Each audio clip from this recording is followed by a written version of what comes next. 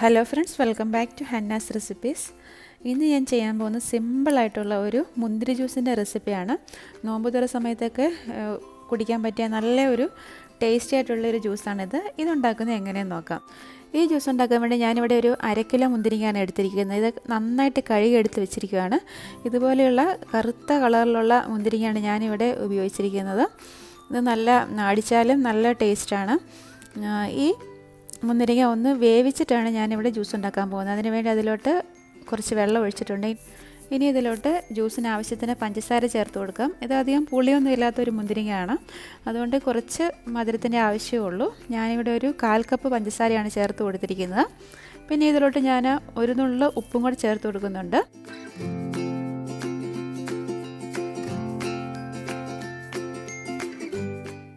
ഇനി ഗ്യാസ് ഓണാക്കിയിട്ട് ഈ മുന്തിരിങ്ങ ചെറുതായിട്ടൊന്ന് വേവിച്ചെടുക്കാം.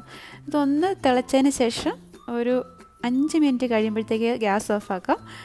മുന്തിരിങ്ങ വയ്ക്കുമ്പോഴത്തേക്ക് ഒത്തിരി നേരം വേവിക്കേണ്ട ആവശ്യമൊന്നുമില്ല. ഇതിപ്പോൾ ആയിട്ടുണ്ട്. ഇനിയിപ്പോൾ ഗ്യാസ് ഓഫാക്കാം. എന്നിട്ട് ഇത് നന്നായിട്ട് തണുത്തതിന് ശേഷമാണ് ഇത് മിക്സിയിൽ അരച്ചെടുക്കാൻ പോകുന്നത്. ഇപ്പം മുന്തിരിങ്ങ നന്നായിട്ട് തണുത്തിട്ടുണ്ട്. ഇനി മിക്സിയുടെ ജാറിലേക്ക് ഇട്ട് കൊടുക്കുക. ഒരിക്കലും ചൂടോടുകൂടി മുന്തിരിങ്ങ അടിക്കരുത്.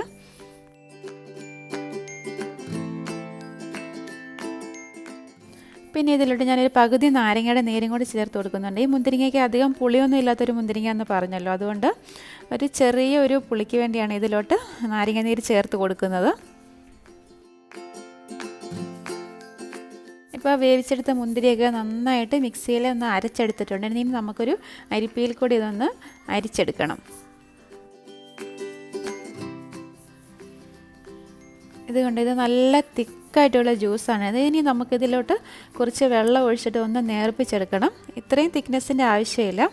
ഞാനിവിടെ ഇതിലോട്ട് സോഡയാണ് ചേർത്ത് കൊടുക്കുന്നത്. സോഡയ്ക്ക് പകരം പച്ചവെള്ളം ചേർത്ത് കൊടുത്താലും മതി. നല്ല തണുത്ത വെള്ളം ചേർത്ത് കൊടുക്കുകയാണെങ്കിൽ അത്രയും നല്ലതാണ്.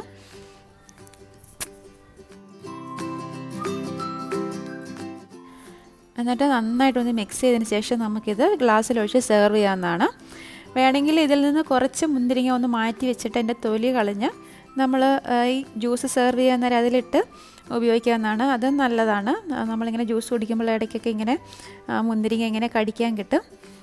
നല്ല ടേസ്റ്റി ആയിട്ടുള്ളൊരു ജ്യൂസാണിത്. അതുപോലെ നല്ല തിക്കുമാണ്. നോമ്പ് തുറ സമയത്തൊക്കെ ഉണ്ടാക്കാൻ പറ്റിയ ഈ മുന്തിരി ജ്യൂസിൻ്റെ റെസിപ്പി നിങ്ങൾക്ക് ഇഷ്ടമായെന്ന് കരുതുന്നു. ഇഷ്ടമായാൽ ലൈക്ക് ചെയ്യാനും കമൻറ്റ് ചെയ്യാനും ഷെയർ ചെയ്യാനും മറക്കരുത്. അതുപോലെ തീർച്ചയായിട്ടും നിങ്ങളൊന്ന് ട്രൈ ചെയ്ത് നോക്കണം. ഇതുവരെ നിങ്ങൾ ഈ ചാനൽ സബ്സ്ക്രൈബ് ചെയ്തിട്ടില്ലെങ്കിൽ ഒന്ന് സബ്സ്ക്രൈബ് ചെയ്യാനും മറന്നു പോകരുത്. വീണ്ടും നല്ലൊരു റെസിപ്പിയുമായി കാണാം. Thank you for watching Hannah's recipes.